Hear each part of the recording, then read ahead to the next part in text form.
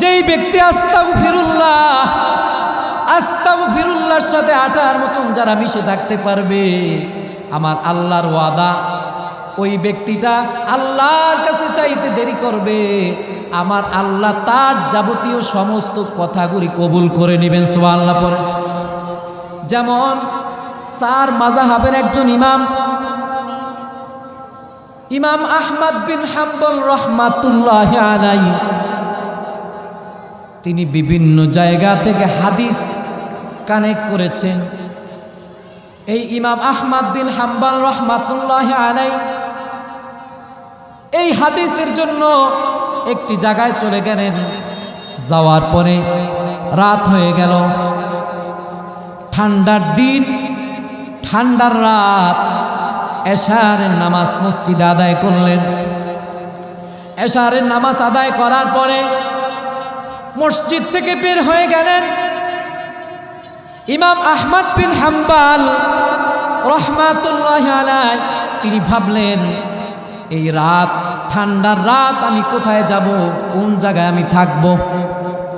ইমাম আহমদ বিন হাম্বল রাহমাতুল্লাহি আলাইহি চিন্তা করতেছেন। আস্তে আস্তে করে সামনে হাঁটলেন।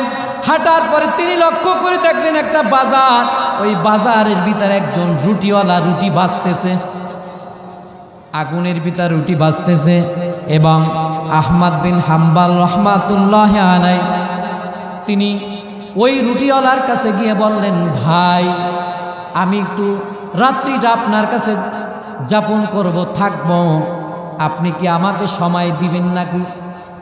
রুটিওয়ালা বললেন, হ্যাঁ অবশ্যই, সমস্যা নাই, আপনি থাকতে পারেন।